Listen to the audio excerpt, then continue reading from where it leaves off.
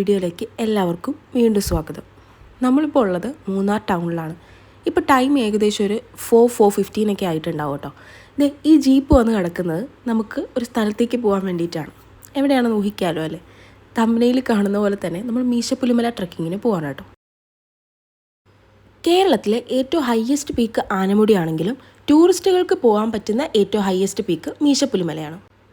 See ലെവലിൽ നിന്ന് ഏകദേശം 8600 ഫീറ്റ് മേലെയാണ് മീശപ്പുലിമലയുള്ളത്.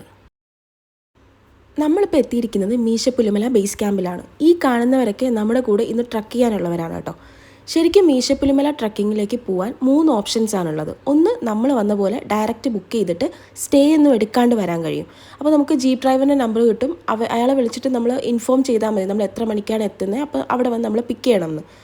ശരിക്കും ഒരു 4 മണിക്ക് മുന്നേയൊക്കെ നമുക്ക് മൂന്നാർ എത്തേണ്ടി വരും, എങ്കിലേ നമുക്ക് ഏർലി മോർണിംഗ് ട്രക്കിങ്ങിന് പോകാൻ കഴിയുള്ളൂ. രണ്ടാമത് ഓപ്ഷൻ ഉള്ളത് മീശപ്പുലിമല ബേസ് ക്യാമ്പിൽ സ്റ്റേ ചെയ്തിട്ട് ട്രക്കിങ്ങിന് പോകാമെന്നുള്ള ഓപ്ഷനാണ്. പിന്നെ മൂന്നാമത് കുറച്ചും കൂടി ഹൈറ്റിൽ റോഡോ മാൻഷൻ എന്ന് പറയുന്ന സ്റ്റേ ഉണ്ട്, അവിടെ പോയിട്ട് അവിടെ നിന്ന് ട്രക്കിങ്ങിന് പോകാമെന്നുള്ളതാണ്. അങ്ങനെ 3 ഓപ്ഷൻസാണ് ഉള്ളത്. അപ്പോൾ ഇതിൻ്റെ പാസ് നമുക്ക് ഓൺലൈനായിട്ടും അല്ലാണ്ട് ബുക്ക് ചെയ്യാം. KFDCയുടെ സൈറ്റ്, കേരള ഫോറസ്റ്റ് ഡെവലപ്മെൻറ്റ് കോർപ്പറേഷൻ്റെ ഡയറക്റ്റ് സൈറ്റ് വഴിയാണ് നമ്മൾ ഈ പാസ് എടുത്തിരിക്കുന്നത് കേട്ടോ. ബേസ് ക്യാമ്പിൽ എത്തുമ്പോൾ തന്നെ നമുക്ക് റിഫ്രഷ്മെൻറ്റിനുള്ള എല്ലാ സൗകര്യങ്ങളും അവിടെ ഉണ്ടാവും. രാവിലെ തന്നെ ബ്രെഡും ചായയാണ് നമുക്ക് കിട്ടിയത് കേട്ടോ. അത് കഴിഞ്ഞ് പിന്നെ നമ്മൾ നേരെ പോകുന്നത് റോഡോ മാൻഷനിലേക്കാണ്. ഇവിടെ നിന്ന് ഒരു 5-6 കിലോമീറ്റർ അകലെയാണ് ഈ റോഡോ മാൻഷൻ ഉള്ളത്. അവിടെ നിന്ന് ഒരു 1/2 കിലോമീറ്റർ പോകുമ്പോഴാണ് നമുക്ക് ആദ്യത്തെ സൺറൈസ് പോയിന്റിലേക്ക് എത്താൻ കഴിയുന്നത് കേട്ടോ.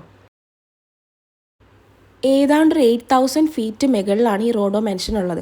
അതുകൊണ്ട് തന്നെ അവിടെ എത്തുമ്പോൾ തന്നെ നമുക്ക് നല്ല തണുപ്പ് തുടങ്ങും കേട്ടോ. അത് കഴിഞ്ഞ് ഒരു 1/2 കിലോമീറ്റർ ട്രക്ക് ചെയ്തിട്ടാണ് ആദ്യത്തെ സൺറൈസ് പോയിന്റിലേക്ക് എത്തേണ്ടത്. ഒരു 7 മണിയുടെ ആകുമ്പോഴത്തേക്കും ഫുള്ളായിട്ട് നമുക്ക് സൺറൈസ് കാണാൻ കഴിയും.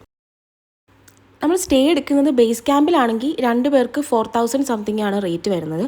റോഡോ മാൻഷനിലാണെങ്കിൽ 6000 സംതിങ് ആണ് 2 പേർക്ക് റേറ്റ് വരുന്നത് കേട്ടോ.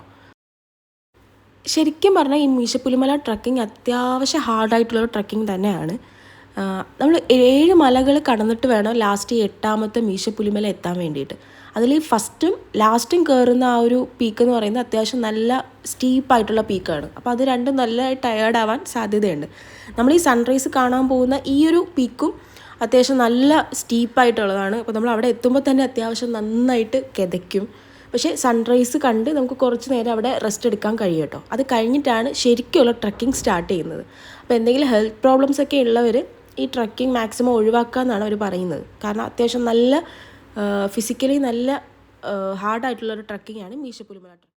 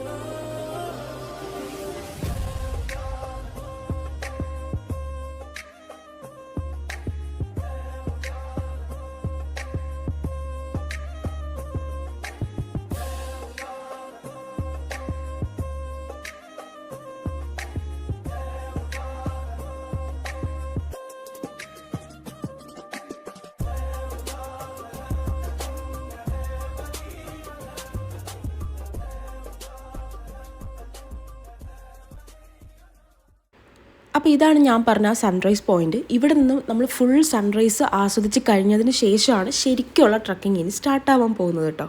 ഇൻ കേസ് ആർക്കെങ്കിലും എന്തെങ്കിലും ഹെൽത്ത് ഇഷ്യൂസ് ഉണ്ടെങ്കിലോ അല്ലെങ്കിൽ ട്രക്കിംഗ് കണ്ടിന്യൂ ചെയ്യാൻ പറ്റില്ല എന്ന് തോന്നുന്നെങ്കിലൊക്കെ ഇവിടെ നിന്ന് നിർത്തിയിട്ട് തിരിച്ച് റോഡോ മെൻഷനിലേക്ക് പോകുന്നതായിരിക്കും എളുപ്പം. ഇത് കഴിഞ്ഞ് ട്രക്കിംഗ് സ്റ്റാർട്ട് ചെയ്ത് കഴിഞ്ഞാൽ പിന്നെ പകുതി വെച്ച് ട്രക്കിംഗ് നിർത്താനുള്ള ഒരു ഓപ്ഷൻസും ഉണ്ടാവില്ല കേട്ടോ. പിന്നെ ഇതുപോലെ എന്തെങ്കിലുമൊക്കെ കയ്യിൽ സ്നാക്സ് പോലെ കരുതിയിരിക്കുന്നത് നല്ലതാണ്. കാരണം അത്യാവശ്യം നല്ല ടൈം എടുക്കുന്ന ഒരു ട്രക്കിംഗ് ആണ്. ഇപ്പോൾ ഇടയ്ക്ക് നന്നായി നമ്മൾ ടയേർഡ് ആവാം, വിശക്കാം. അപ്പോൾ ഇതേപോലെ ചെറിയ ചെറിയ സ്നാക്സ് ഒക്കെ കയ്യിലെടുത്താൽ അത് നല്ലതായിരിക്കും.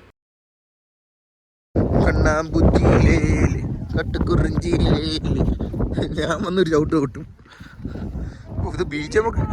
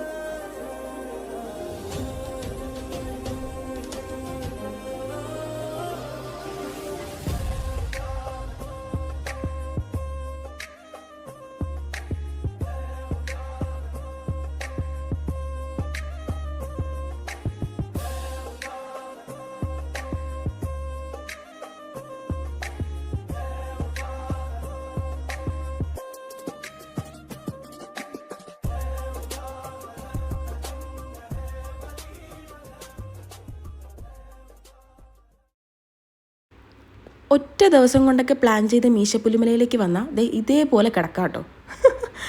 കാരണം നമ്മൾ വന്ന പലർക്കും അറിയത്തില്ല 8 കിലോമീറ്റേഴ്സൊക്കെ താണ്ടിയിട്ട് വേണം നമുക്ക് മീശപ്പുലിമല എത്താനെന്ന്.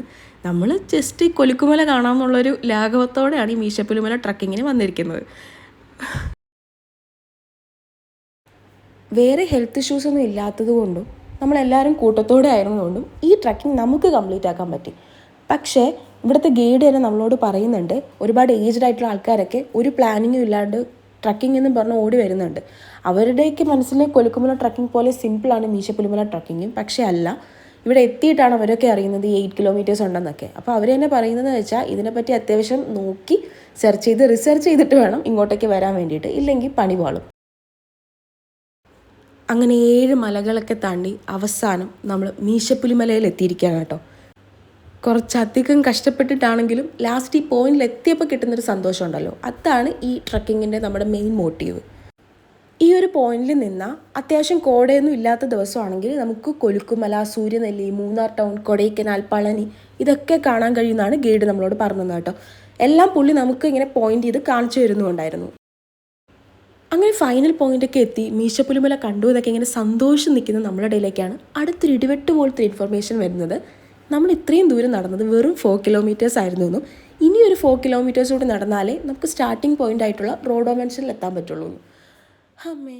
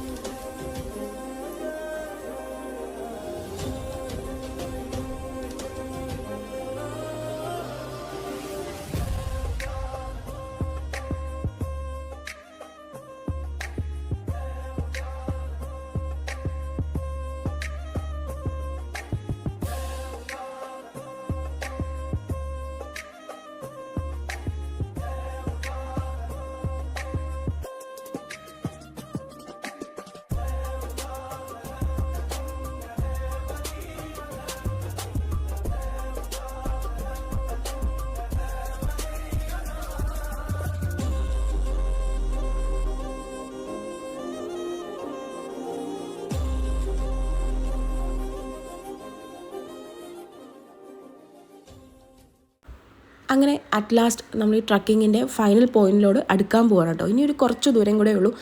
കേരള ഫോറസ്റ്റ് ഡിപ്പാർട്ട്മെൻറ്റിൻ്റെ ബോർഡൊക്കെ അവിടെ കണ്ടു. ഇനി ഒരു കിലോമീറ്റർ അടുപ്പിച്ച് എന്തേ ഉള്ളൂ കേട്ടോ. പക്ഷേ എന്താണെന്ന് വെച്ചാൽ ഈ ട്രക്കിങ്ങിൻ്റെ എക്സ്പീരിയൻസ് ഷെയർ ചെയ്യാമെന്ന് വെച്ചാൽ ഇതൊരു once in a lifetime experience തന്നെയാണ് കേട്ടോ. ഒരു ലൈഫ് ടൈമിൽ ഒറ്റ വട്ടമൊക്കെ പോകണം എന്ന് ഞാൻ പറയുന്നത് ഒരു ട്രക്കിങ് തന്നെയാണ് മീശപ്പുലിമല ട്രക്കിംഗ്. ഈ കൂട്ടത്തിൽ ഏറ്റവും ടയേർഡായത് ഞാനാണ്. പക്ഷെ ഞാൻ ഈ ഒരു ട്രക്കിങ്ങിന് 10 on 10 തന്നെ കൊടുക്കും. എൻ്റെ കുറേ നാളത്തെ ആഗ്രഹങ്ങളിൽ ഒരു ഡെസ്റ്റിനേഷനായിരുന്നു ഈ മീശപ്പുലിമല. എനിക്ക് ഒരുപാടൊന്നും കൂടുതലായിട്ട് അറിയില്ലെങ്കിലും ഒരു തവണ ഇവിടെ പോകണം എന്നുണ്ടായിരുന്നു. അത് ഈ ഒരു ഒറ്റ രാത്രി കൊണ്ട് സാധിച്ചെടുക്കാമെന്ന് പറഞ്ഞാൽ അതൊരു വലിയ കാര്യമായിട്ട് എനിക്ക് തോന്നി. എനിക്കതുകൊണ്ട് ട്രക്കിംഗ് എനിക്ക് ഭയങ്കരമായിട്ട് ഇഷ്ടമായി. അവർക്കൊക്കെ ഇതൊരു ആവറേജ് എക്സ്പീരിയൻസ് ആണെന്ന് അവർ പറഞ്ഞത്. പക്ഷേ എങ്കിലും എനിക്ക് അതൊരു ടോട്ടൽ നല്ലൊരു എക്സ്പീരിയൻസ് ആയിരുന്നു. കാരണം എനിക്ക് ഒരുപാടൊന്നും നടക്കാൻ പറ്റാത്തൊരാളാണ്. ഞാൻ പെട്ടെന്ന് ടയേർഡ് ആവുന്ന ആളാണ്. പക്ഷേ എന്നിട്ടും ഇതൊക്കെ കംപ്ലീറ്റ് ചെയ്ത് എനിക്ക് തിരിച്ചെത്താൻ പറ്റിയില്ലേ. അതുകൊണ്ട് എനിക്ക് ഈ ട്രക്കിംഗ് 10 on 10 ആണ് കേട്ടോ. അങ്ങനെ നമ്മൾ തിരിച്ച് മൂന്നാറിൽ നിന്ന് മൂവാറ്റുപുഴ എത്തിയിരിക്കുകയാണ്. എല്ലാവർക്കും നല്ല വിശപ്പുമുണ്ട്, നല്ല ടയേർഡുമാണ്. അങ്ങനെ മൂവാറ്റുപുഴയുള്ള ക്ലബ് ഷവായിൽ കയറി ഫുഡ് ഓർഡർ ചെയ്തിട്ട് വെയിറ്റ് ചെയ്തിരിക്കുകയാണ് കേട്ടോ. എല്ലാവരും അത്യാവശ്യം നന്നായിട്ട് കഴിച്ചു. ഇനി ഇവിടെ നിന്ന് അങ്ങോട്ടേക്ക് ഞാനും റോഷനും തിരിച്ച് എറണാകുളത്തേക്കും ഇവരെല്ലാവരും തിരിച്ച് ട്രിവാൻഡ്രത്തേക്കും പോവുകയാണ്. ഒരു ട്രിപ്പ് കഴിഞ്ഞിട്ടുള്ള ഏറ്റവും വേഴ്സ്റ്റ് ആയിട്ടുള്ള ഒരു പാർട്ടാണ് ഇനി വരാൻ പോകുന്നത്. കാരണം എല്ലാവരും ഡിപ്പാർട്ട് ചെയ്ത് പല സ്ഥലത്തേക്ക് പോകാൻ പോവാണ്. ഇനി ഒരു 2-3 ദിവസത്തേക്ക് ഇനി ഇതിൻ്റെ മിസ്സിങ് ആയിരിക്കും കേട്ടോ. അയ്യോ അതൊരു നല്ല ദിവസമായിരുന്നു, ഇനി എല്ലാവരും എപ്പോൾ ഒന്ന് കാണാം എന്നൊക്കെ പറഞ്ഞിട്ടൊരു വല്ലാത്തൊരവസ്ഥയായിരിക്കും. അതാണ് ഇനി വരാൻ പോകുന്നത്. അപ്പോൾ എന്തൊക്കെയായാലും ഇനി ഈ ട്രിപ്പിൻ്റെ മെമ്മറീസ് കുറച്ച് കൂടുതൽ നാളത്തേക്ക് ഉണ്ടാവും. അപ്പോൾ ശരി, എല്ലാവർക്കും ഇനി അടുത്ത വീഡിയോ ആയിട്ട് കാണാം. Thank you.